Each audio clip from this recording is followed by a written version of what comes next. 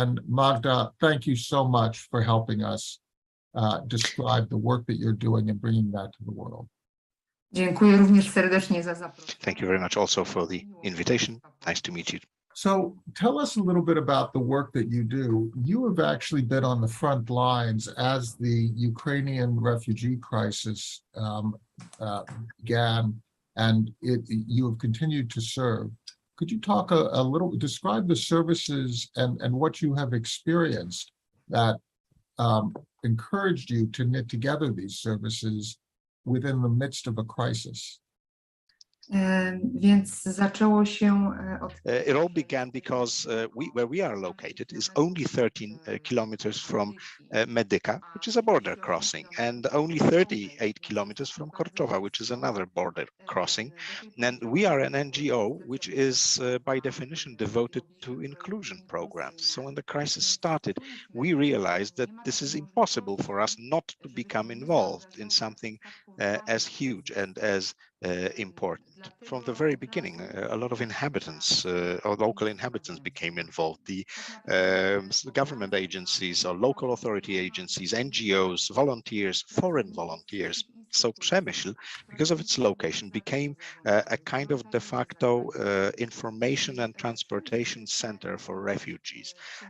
Basically, the refugees arriving in Przemyśl were able to receive everything that they needed at that point. Mainly, this was shelter, water, accommodation, clothing, medical help, coronavirus tests, and of course, somewhere to stay. So your mission actually evolved. It was the response of taking what you were doing before and then evolving your mission to scale to the new need. Could you talk a little bit about the extent of your operations before this influx of refugees and the extent of the operation now and what you see is required in the future? Znaczy od samego początku kryzysu. At the beginning, everybody involved, we decided that we will be involved as an organization as opposed to become involved as individuals. What we did is we sat down, we started thinking how we could help. We started on February the 26th, and at the very beginning, the main assistance that was needed was to help interpreting, so linguistic help. We didn't know Ukrainian, but we knew Spanish. So our first help was to provide help to students from Ecuador who were studying in Ukraine and they were fleeing Ukraine.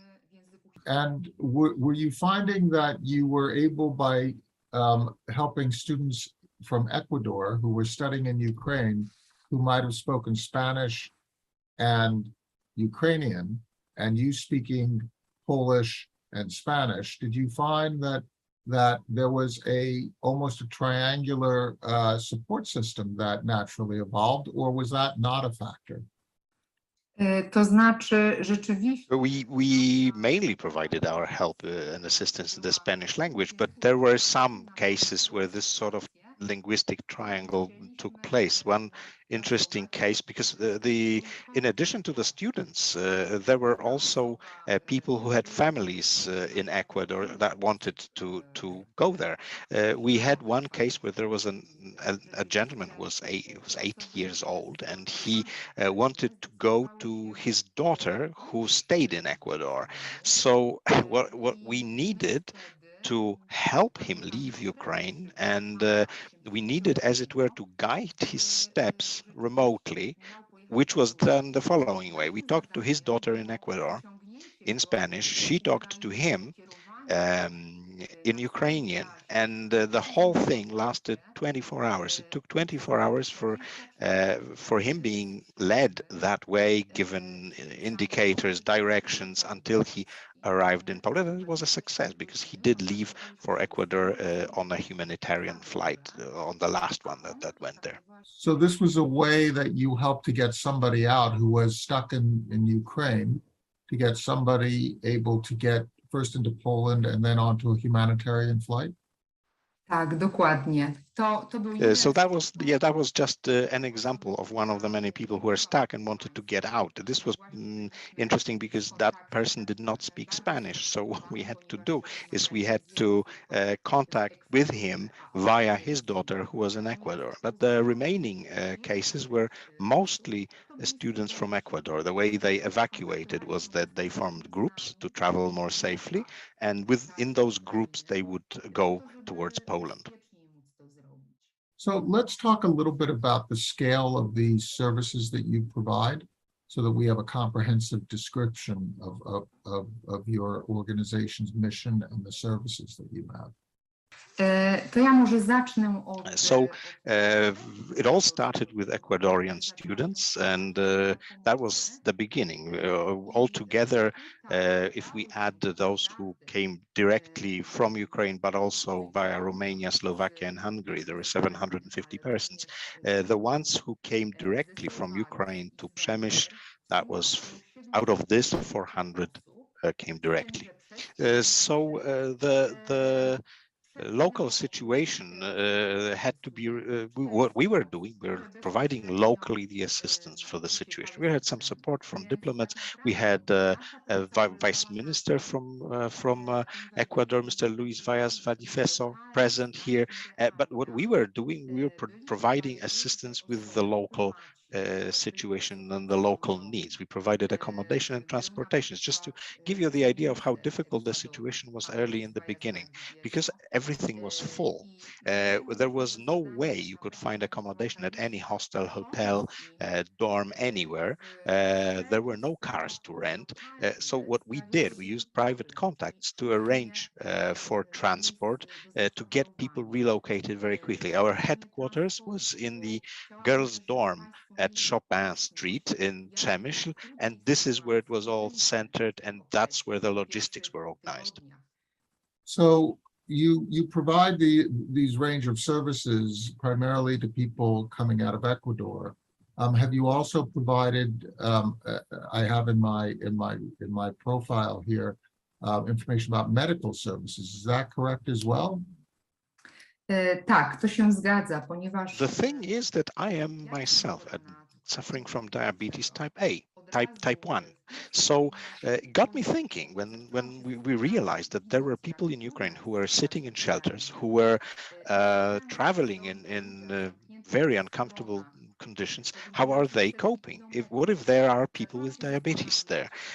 And we decided that we should really be able to respond to this sort of need, not just type 1, also type 2. So one of the foundations we got in touch with, and this is where we will show you the scale of operations, is the foundation called Insulin for Life, the Netherlands. It's an organization of Jasper Eking, and they provided.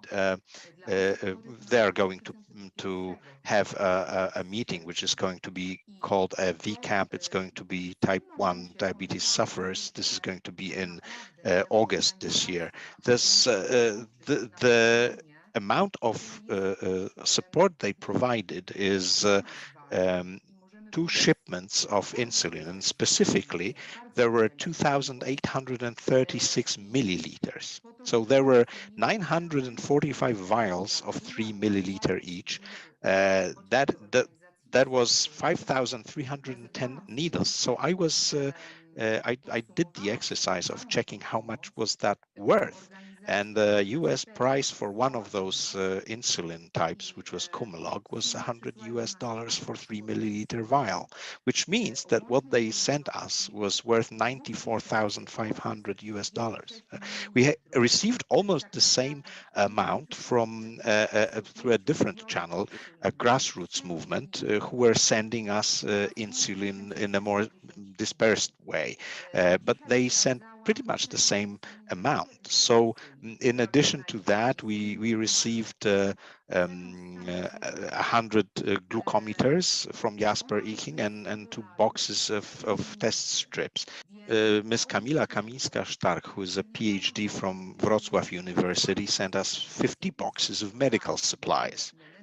Are there any other things that we should be conveying to our audience about the work that you're doing, and the intention that you have to continue to serve? Tak, oczywiście. Chciałabym Well, dodać, our help really started with helping in interpretation. Then we went through providing some form of psychological support because we are staying with those people, providing moral support. And then we started providing help that was dictated by who we were, by what situations we were in. In this case, it was just my condition that decided about that. But then we started expanding in a very simple way. We started listening to what our partners in Ukraine were saying. Basically, we asked them what they want. They told us what they really wanted was food aid, where we sent parcels with food. So we now contacted all our Ukrainian partners, and one of the first things that they all came up with was medical supplies for the military. Talking about bureaucracy, there is a place for bureaucracy because in a way, for some bureaucracy, it provides a level of transparency. The first thing we do is we first call them and ask them, what do you want? And then we provide help. And the second thing is with every shipment that we send over, we have paperwork. We just have simple record of what was sent, where was sent, and just a protocol of shipment. And so you're basically shaping your organization around human need. tak, to jest jakby The most important, these are the really human need. This is the most important value. Our basic idea is that we should not be sending things that are not needed, but just in order to help everyone get the better idea of what sort of things may be needed. I'll just continue with the list. What we need, for instance, is food and means of hygiene. There's just one UK-based organization told us that they have in their care 400 people who need food. So there are also such things as clothing and shoes. We have to remember that there are a lot of people who are displaced inside Ukraine. They left home in winter. Now it's summertime. They don't have any clothes to wear. They don't have any summer clothes. So that is needed. There's medical supplies. There's an urgent need, for instance, for defibrillators. Another thing is there's a need for technical support for organizations and NGOs, sometimes very basic things that we take for granted. Everyone who's operating inside Ukraine will probably appreciate a printer, a scanner, and a PC. Next, there is the thing that we're organizing, the decamp for diabetic patients. We would like to be able to get together people who have come to Poland from Ukraine, but also get some people who are still in Ukraine to attend. And this is something that was so far funded by Norway grants, but that money was used up. And if we were to get that organized, we will need some translators, interpreters. We would need some medical personnel who are able to communicate in Ukrainian. So yeah, these are the sort of needs that we're talking about. So you are essentially functioning as a way to identify supply and identify need, and creating the link between the supply of a particular good or service and the need that people have. And as needs evolve, your operation evolves, the specifics, whether it's insulin or a computer or clothing or food, but the actual service that you're providing is to create that connection between supply and need.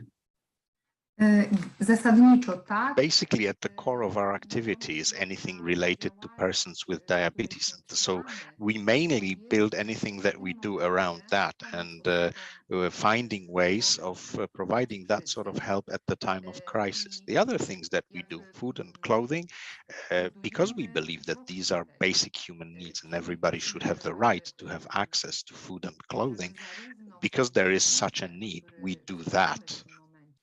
You respond to the ancillary needs as you're also providing your primary service. Tak, zgadza się, dlatego że bez That is true. We react to the needs that are absolutely essential.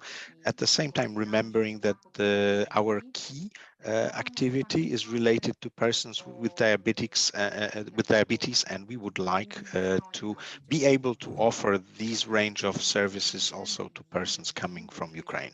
It's so fascinating because you are not necessarily a medical organization, yet you saw a need, you had a capability, you had a personal connection, and you brought that all together to create a program.